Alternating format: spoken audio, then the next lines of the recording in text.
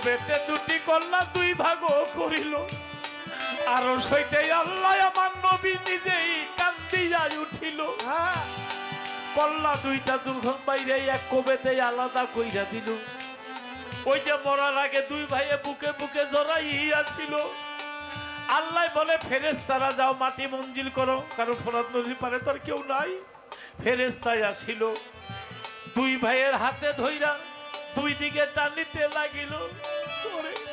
ভাইয়ের বন্ধন ছুটে না রে, ভাইয়ের বন্ধন ছুটে না রে, ভাইয়ের বন্ধন ছুটে না রে, ভাইয়ের বন্ধন ছুটে না রে, ছুটাইতে পারে না রে, ভাইয়ের বন্ধন ছুটে না রে, ছুটাইতে পারে না রে, ভাইয়ের বন্ধন ছুটে না রে। জানা যায় আল্লাহর অনেক ফেরেশতা ৭০,০০০ ফেরেশতা টানাটানি করছিল। ভাইকে ভাই যেভাবে জড়ায় ধরেছিল সেই বন্ধন ছুটাইতে পারে নাই। আমার আল্লাহ বলেছে দুজনকে এক কবরের মধ্যে এইভাবে দিয়ে দাও। জানা যায় রোজ হাসরের মাঠে সবাই যার যার কবর থেকে উঠবে, এই ইব্রাহিম আর মোহাম্মদ দুই ভাই বুকে বুকে জোড়া লাগিয়ে উঠবে। আর ওই যে হারেস পাপি কল্যাণ নিয়ে এজিদের কাছে গিয়ে বলছিল, এই যে আমি কল্যাণ নিয়ে এসেছি আমার পুরস্কার দেন। কিন্তু ইয়াজিদ সে শিশু বাচ্চার কল্যাণ দুটা দেখে কেঁদে উঠেছিল। আমি তো তোমার জিন্দা ধরে আনতে বলছি, মারতে তো বলি নাই। ওই হারেস তুই যে শিশু বাচ্চা দুইটারে মারলি তোর কি মায়া লাগে না? আমি তোরে পুরস্কার দিব ১,০০০ স্বর্ণ মুদ্রার লোভে।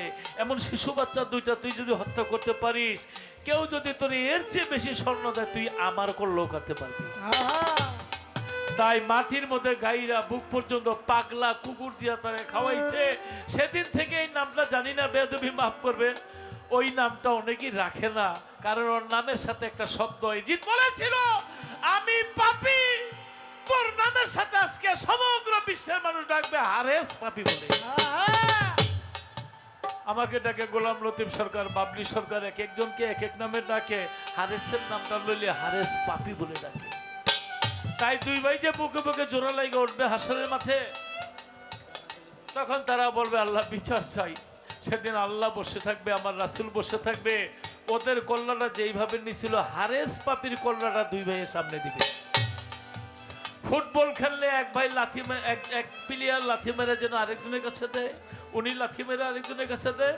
হাসরের মাঠে হারেস পাপির কল্লাটা দিয়ে ইব্রাহিম আর মোহাম্মদ ফুটবলের মতো খেলবে। বিশ্বের কোটি কোটি মানুষকে দেখাবে যারা এমন নিষ্পাপ শিশু বাচ্চাকে স্বর্ণ মুদ্রার লোভে হত্যা করেছে, তার সাজা হাসরের মাঠে কোটি কোটি মানুষ।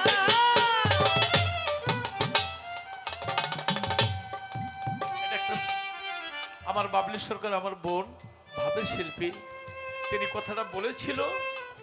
আমি এইভাবে বলতাম না, ছোট করে 1 মিনিটে সেরে দিতাম। কিন্তু আজকে যেখানে যারা আছেন, এই দরবার একটা ভাবের দরবার, এই দরবার একটা প্রেমের দরবার।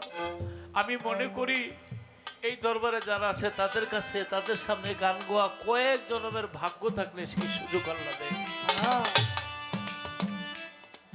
এই পর্যন্ত কথা ছিল, ইহার বেশি নাই। বাবলি সরকার দ্বারা এইবে বলি সবার ঠাই না।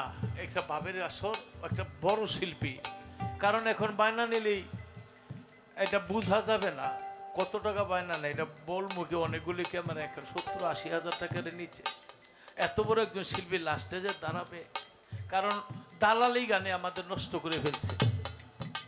এই পালা গানটা খালেকদন সাহেব, মালেকদন সাহেব, রজ্জবদন সাহেব, আমার ওস্তাদ আবুল সরকার, তারা যেভাবে গাইছে, আমাদের আমল একটা ছিল এই নেট বাহির হওয়ার পরে উড়াদুরা কিছু গান হয়, তা ছেলেমেয়েরা যারা এই গানগুলি গাও তোমরা পালা গানটা পালা গানের মতো শিখো। কারণ ব্যান্ড একটা গ্রুপ ছিল, বর্তমানে নাই।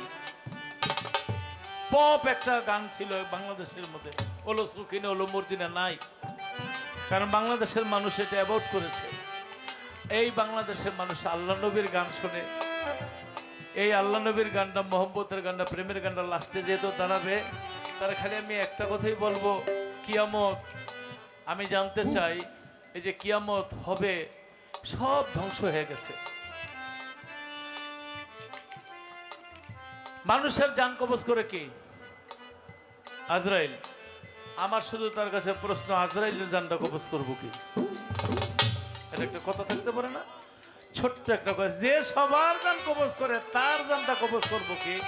এইটা একটা কথা রইল। ধন্যবাদ। সাত ধরো।